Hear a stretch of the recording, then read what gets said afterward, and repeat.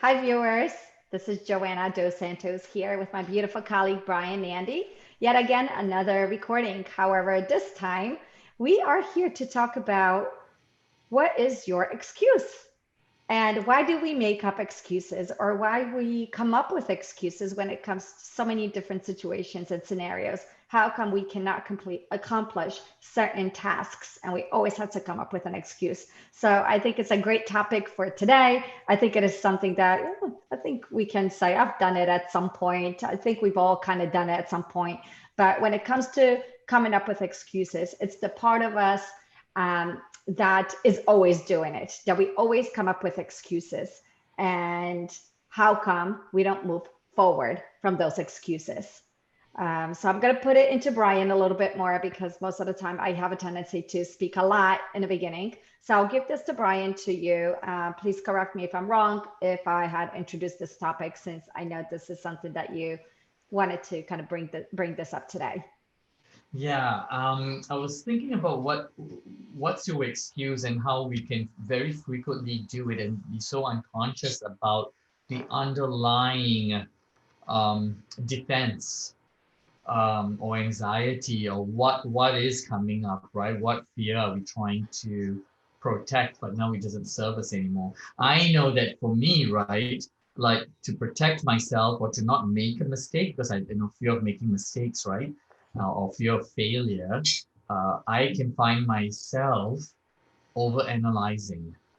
And that, Yeah. analysis paralysis can lead me to essentially procrastination, overthinking. Do I have enough information? What if I make a mistake? And maybe that and maybe it did happen to me at one time where it was very crucial. Let's say if I have to think of a time when it was planning was so important was school, to graduate, right? So I didn't want to fail, and so I was very mindful about my use of time. But that method of planning, of not wanting to fail, then just became part of my way of thinking, and then it then became not useful anymore. It just got Mm-hmm. deleted because the brain, in my my self-observation at least, right, is that there were so many priorities and so many responsibilities, my brain just plateaued.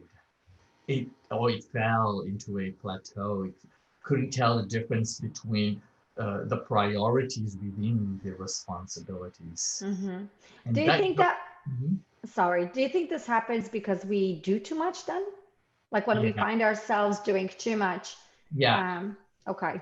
And that's a good one. Another excuse, which I have to check in with myself. I have to say, I'm doing too much. What is it that I'm trying to escape?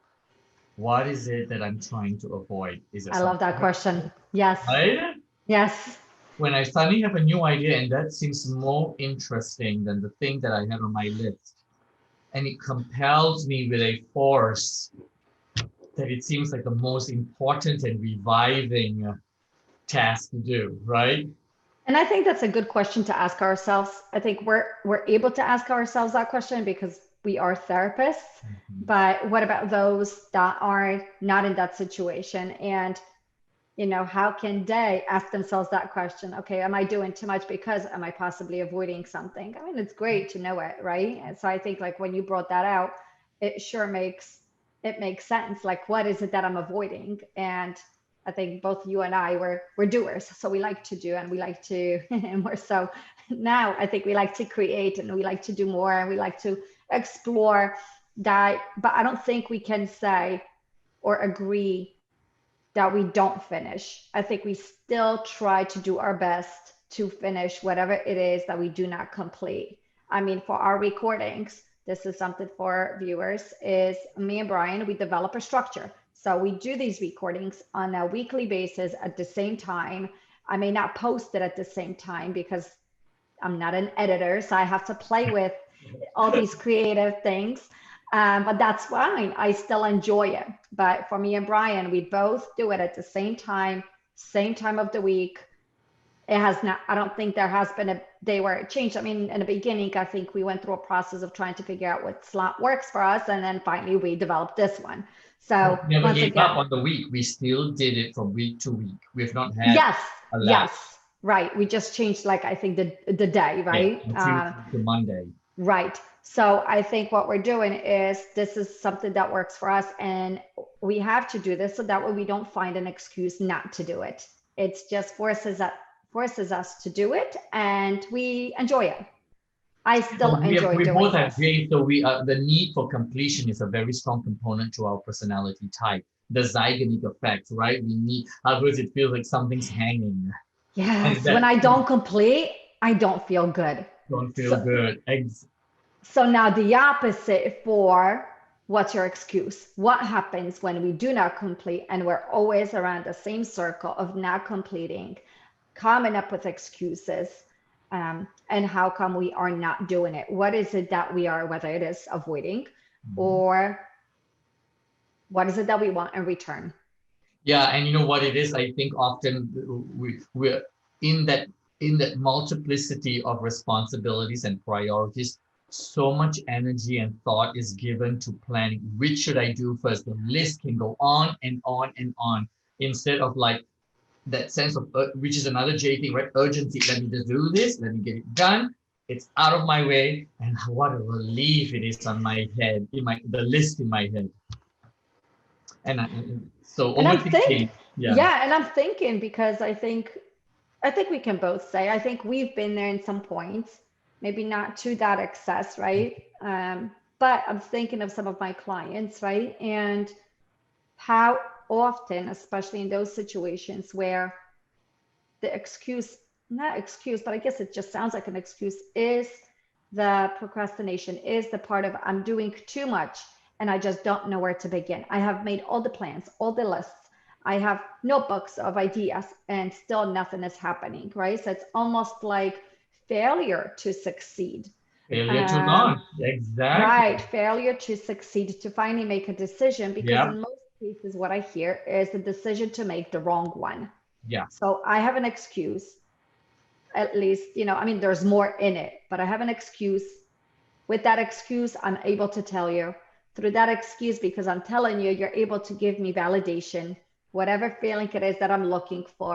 And then I still continue doing the same thing. Right. So it may be cathartic, but not transformative. And that failure essentially, right, a failure to launch or essentially then leads up to failure to grow up. So we're not growing if we keep avoiding the pain or whatever that we're working on, right? And that has its own Mm-hmm. vicious cycle, because then we feel stuck and we don't feel good about ourselves. But we want to get better, but we don't know what's getting in the way. And then vicious cycle. And I And you think, know what? Right, go ahead. Go ahead. yeah, and I think, it requires, though, for us to ask that very, very, very simple, but yet can be heavy and scary question is what is it what is it in my shadow that I'm not ready to look at and not willing to look at? And we got to know that our fears can't kill us, because if they're unconscious, it may feel like, oh my God, it's going to feel like it's the end of it and we're too afraid and we can't survive whatever that unconscious feeling is. But we have to come to some logical knowing that our fear is just an emotion right Yeah, now. It can't kill us. So absolutely. let's look at what it is. Right. And I think at some point we were chatting in our previous, one of the recordings that we did, where fear, it can take us so far, where it's really a fear that will not happen, that some of these things will not happen. It's just where the brain takes us. And technically, it takes us there because it wants to. We allow it to take us there. It's the ability to almost pause and move forward. And you said something about, uh, doing, right? The fear prevents us from doing. And for some reason, I thought about just us in general, right? Doing this YouTube. And we started this, I think we go back, it definitely started in COVID. And I know for myself is I always was pushing certain things aside. And those things were because I'm not necessarily a public speaker. I'm bilingual, so I have to be mindful of the words that I say and what word does go there. And sometimes my words may not necessarily come across as the words that maybe I should have said. So I'm aware of that. I've always wanted to do a podcast. I've mentioned that, I think, to you before COVID. And then for some reason, it was always in the back of my brain. It was just on the side. It's something that I have to do. But then the excuses come in. And what's the excuses? I have no time. How do we have more time today to do our webinars, to do our podcast, and yet we are more overwhelmed with clients than we ever were before? So that, I think that's what I'm trying to say too, is there's almost like this point that there is no excuse. That excuse is if we want it to be there, here, we want to say it, we want to feel it, but there's always time. We could make time. Everything can happen if we make time. So I know for me, for us, the podcast happened. I have no idea. Still today, I'm questioning, where do I have time for it? But I do. It just takes me 10, 15 minutes and quiet space. Who doesn't have 10, 15 minutes, at least for that? The webinars, these recordings that we're doing. Maybe in the past, we could have said like, oh, I don't know where I can fit this, but we made this happen and it works. So once again, the part of what is your excuse and why are you still there? What's stopping you from that push, right? It's just a push. And we will not know until we actually just do one thing. Out of all those excuses, the things that we did not do, just do one and see how it feels. And I think, sometimes when we're afraid to ask the question, we've got to, answer the question, because we've got to get things, maybe we ask ourselves questions, and sometimes we just got to put our hands on our heart and take a moment. Okay, what is the story behind this excuse? What is the concern behind this excuse? And to imagine that that concern has a voice, and you'd be able to have a voice and practice expressing itself. Maybe then we could take care of that concern. And maybe in most cases, this is where my mind takes me, is the fear of success, but also the fear of what will someone think about me, right? And I'm thinking more, whatever it is that I do, I don't know, let's say I want to run a marathon and I've never done it before.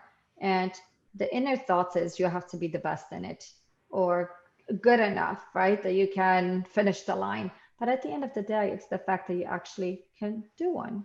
It doesn't matter if you finish the line, it's the fact that you do it. From an analytical perspective, what would people think is the function of the superego?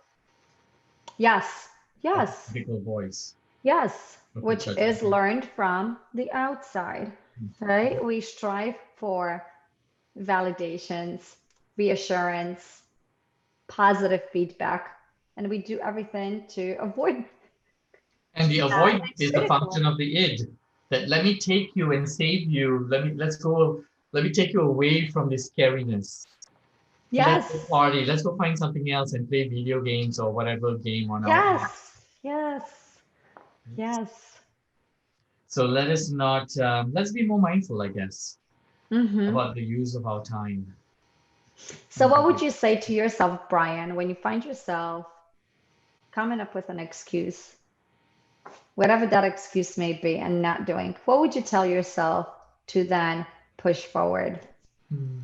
I think for me, it may be a bit of a scare tactic, but whenever I have an excuse, I think I've got to, in my own mind, wonder like, what is it that I'm afraid to grow into?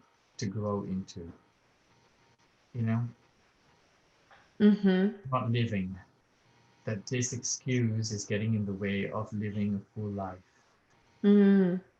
Like my script that I created in 2012, 8 years later. But you finally did it. You finally did it. So.